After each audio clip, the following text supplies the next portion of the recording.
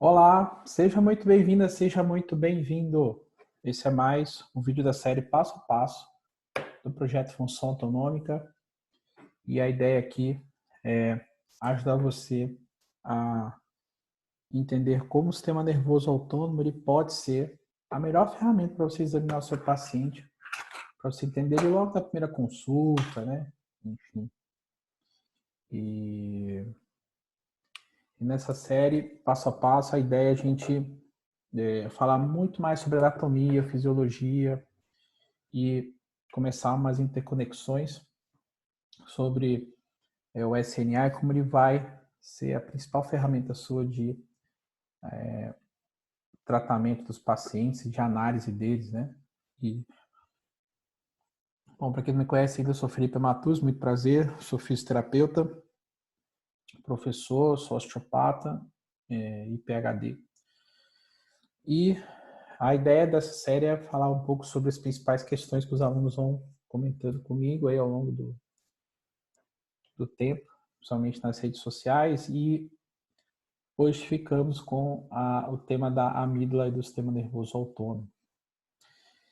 E essa acaba sendo uma dúvida recorrente que acaba sendo muito relacionada às questões emocionais. Deixa eu pôr isso aqui um pouquinho mais. Emocionais. Então, acaba que ela vai guardar uma relação nisso. E aí a gente vai revisar algumas coisas associadas, por exemplo, ao sistema límbico. Vamos nessa. Então, olha só. É mais ou menos assim. É como se você tivesse toda a área do córtex cerebral aqui assim. Essa parte não ficou das melhores, espera aí. Córtex cerebral assim. Melhor. Pronto. Aí o córtex cerebral assim. Né? Lembrando, essa é uma porção um pouco mais lateral aqui. Deixa eu ver uma pequena sombra aqui para diferenciar uma coisa da outra. E vamos lá. E mais ou menos rachurado aí. Muito bem. Aí internamente a ele,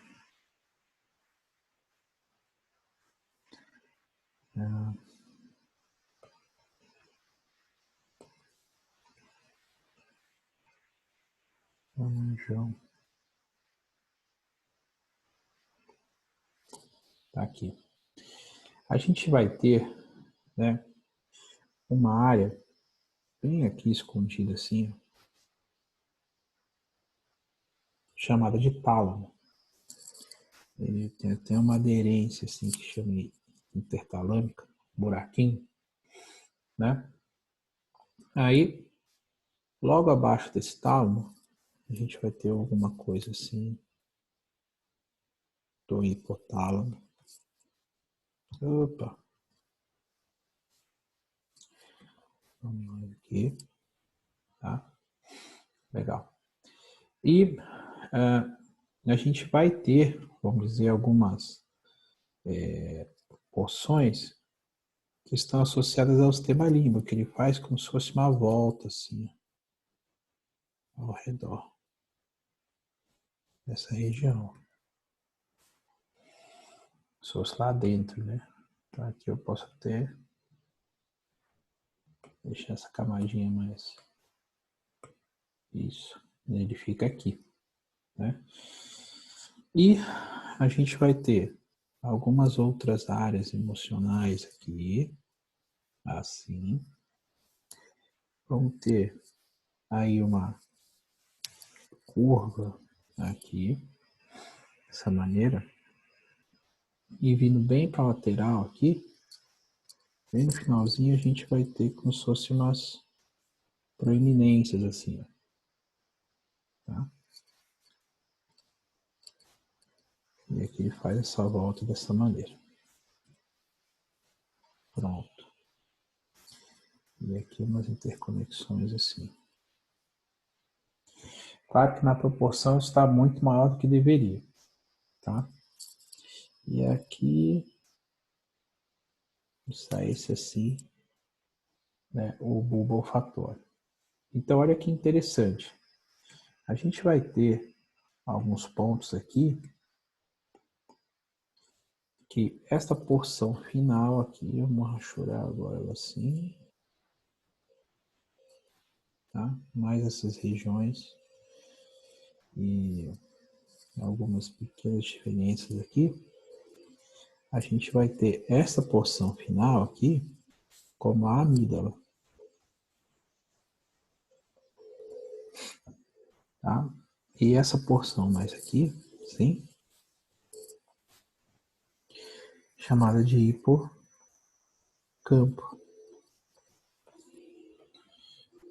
tá? Essa área aqui seria chamada de hipotálamo. E essa área aqui, ó, rachuradinha de preto, assim, seria o tálamo. Então, essa área límbica, ela acaba tendo uma conformação, vamos dizer, entre o cérebro mais reptiliano e o cérebro um pouco mais racional, né, digamos assim. E aqui, bem interessante colocar o bulbo olfatório.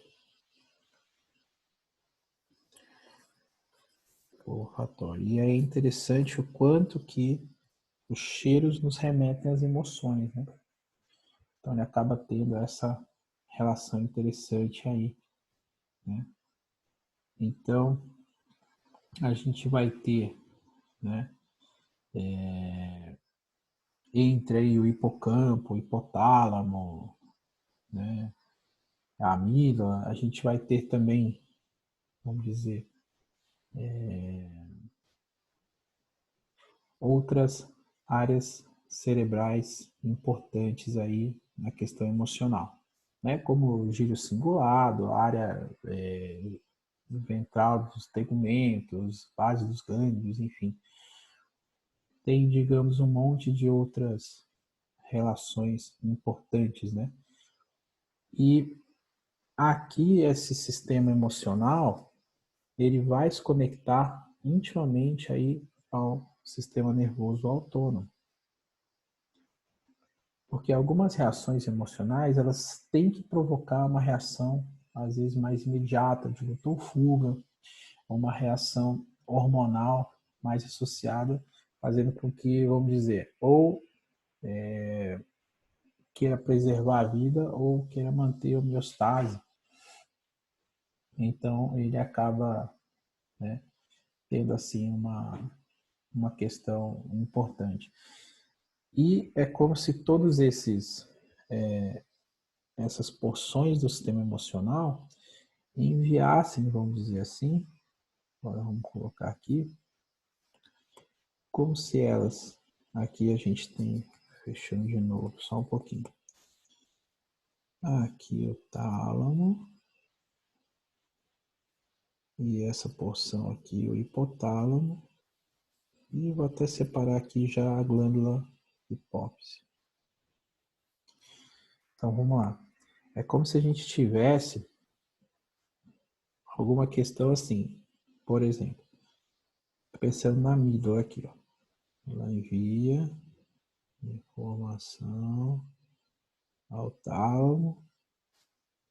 Isso aqui faz as relações e ativa o hipotálamo, tá? Então, só lembrando aqui quem é quem aqui na fila do pão.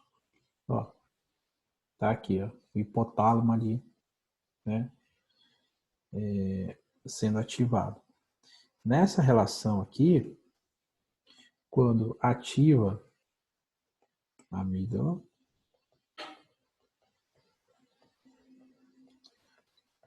ela vai lá e pode ativar o hipotálamo. Quando isso ocorre, da amígdala ativar o hipotálamo, o hipotálamo está recebendo, vamos dizer, ações relacionadas ao sistema emocional, o límbico. Então, a partir disso, nós podemos ter uma reação do SNA simpático ou parasimpático, mediada ou influenciada pela amígdala ou por uma questão emocional. Olha aí que interessante, né?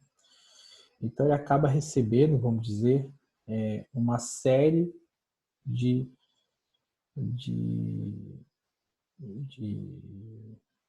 uma série de estímulos vindos da amígdala, né? E aí essa amígdala ela vai ser, né? Vamos dizer, duas estruturas mais arredondadinhas, assim, ó, nessa porção mais látero anterior, no final na porção mais baixa do hipocampo, né? O hipocampo seria essa outra regiãozinha aqui, a gente já colocou, mas reforça aqui, ó. Essa parte que possui hipocampo. Então, nessa porção final aí tem as amígdalas, né? E aí, uma coisa que é interessante aqui da amígdala é a seguinte, ela foi estudada de algumas maneiras já, né, principalmente em animais, etc. Né? Então,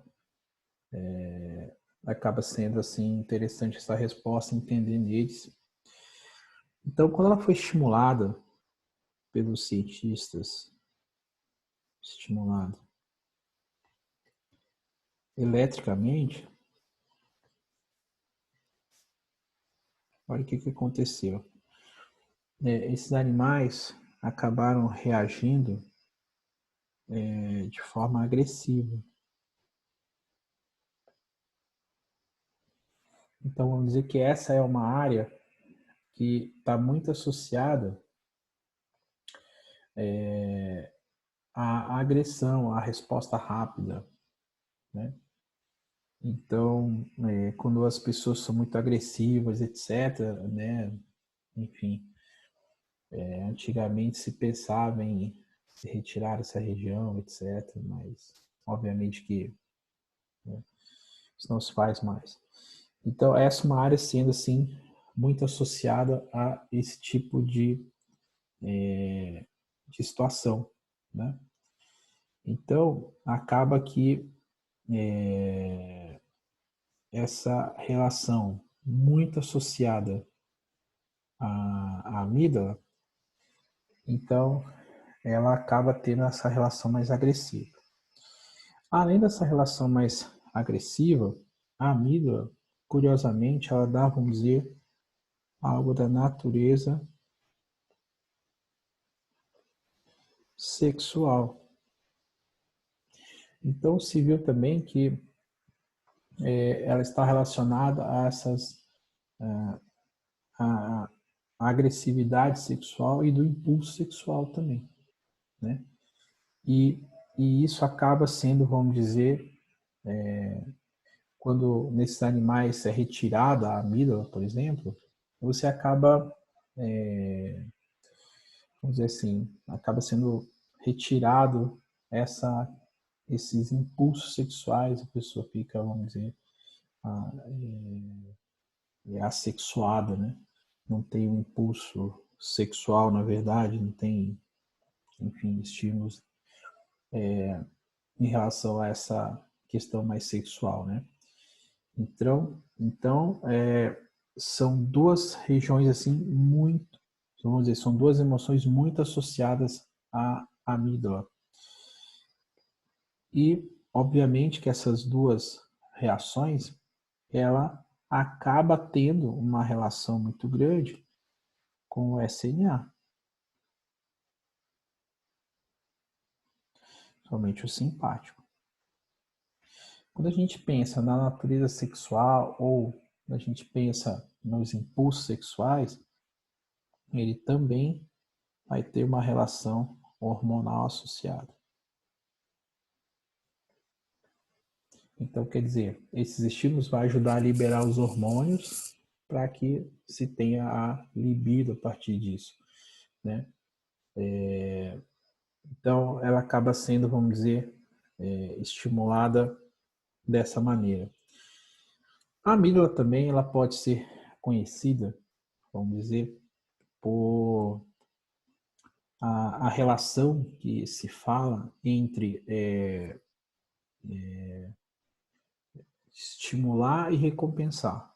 A gente chama de sistema de estímulo e de recompensa. Então, como que isso ocorre? Na verdade, na amígdala, ele vai ser uma região onde vai começar a associar essas relações. Então, assim, toda vez que é dado um estímulo e é dada a recompensa, é essa área cerebral que conecta essas relações, né? Então, muitas das vezes, por conta de um estímulo, você já tem a recompensa, você age sem pensar. Então, ele entra no circuito mais associado a essa relação, né? Então, acaba sendo interessante e você tem, vamos dizer, a amígdala fazendo esse encaixe também. E aí você vê que, né, muitas das vezes tem pessoas que têm que ter, vamos dizer, algo mais agressivo para receber o estímulo de recompensa. Tanto agressividade de violência física ou de violência sexual mesmo. E o que isso tem a ver com o SNA? Porque toda essa região ela ativa o sistema nervoso autônomo para ter essas reações. Então, muitas vezes as reações não são nem controladas pelo paciente. Então, essas, digamos, são áreas de como as emoções acabam ativando o sistema. E, obviamente, se ele começa a ativar muito mais o sistema simpático, ele vai ter algumas relações que podem associar problemas a partir disso, né? Então, você tem muito problema a partir disso aí, né? E, enfim, você vai ter uma série de outras relações associadas, né? Então, obviamente que nós temos áreas importantes que estão associadas aí à amígdala, né? A ideia é falar mais da amígdala do que do restante, mas a gente tem o giro do símbolo, o giro parahipocampal, né? Que são esses desenhos que a gente fez ao redor aí para vocês, né? E obviamente que ela acaba se relacionando muito com essas questões emocionais. E, obviamente, tudo isso acaba, vamos dizer, afetando muito, né, essa relação. E aí, vamos dizer que essa questão associada da amígdala mais a uma reação simpático-tônica, ela acaba sendo interessante porque vamos dizer que uma das partes associadas à amígdala também de emoção é o medo. É como se, vamos dizer assim, a amígdala fosse responsável por detectar, né? Detecção, vamos dizer, do medo. Quando a pessoa tem medo, cheirar o medo, vamos dizer assim, né?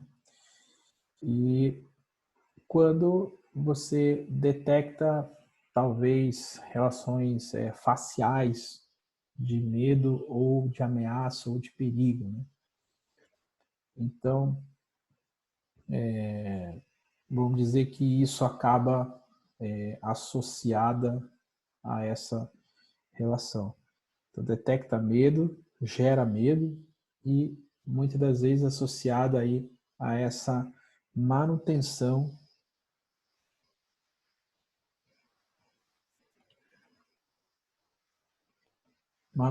do estado de medo ou de perigo ou de alerta, etc. E esse manutenção do estado de medo, de alerta ou de perigo,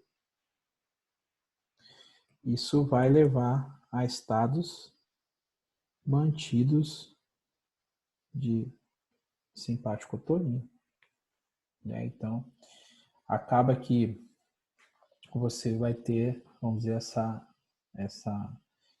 relação, né? Então, isso aqui acontece, pessoal, muito com aquelas síndromes pós-traumáticas, né? Então, vamos dizer, você tem aqui, por exemplo, deixa eu até escrever aqui, síndromes pós-traumáticas. E aí, nessas síndromes pós-traumáticas, é aquela história, né? É um barulho, uma sirene, é um carro de uma cor X, enfim. Essas coisas vão gerar, né, sistemas de alerta para o corpo, né? Então, e isso começa a formar um reflexo condicionado. Então, aquela história que eu falei do estímulo e da recompensa começa aqui. Então, vamos dizer que se eu tenho determinado estímulo, eu vou ter que ter uma reação para isso.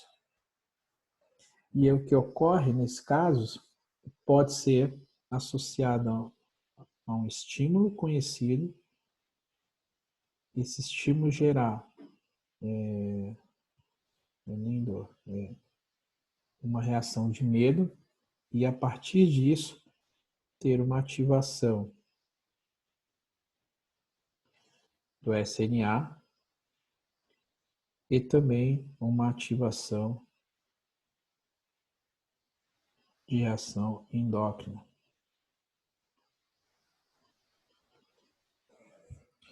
E aí acaba ocorrendo essas reações e enfim. Então, acaba que envolve essas sensações, né?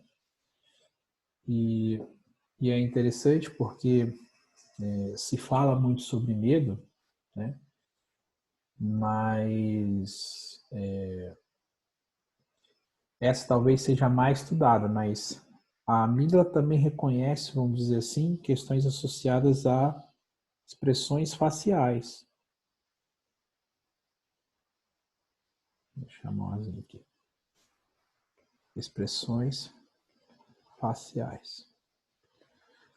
Então, desde estímulos de alegria, né, medo, sendo no contexto mais agradável ou mais desagradável, se fala que essa amígdala também pode estar associada com esse tipo de estímulo, né? Então, acaba que isso é bem interessante, né? Então, acaba que a amígdala tem essas características aí,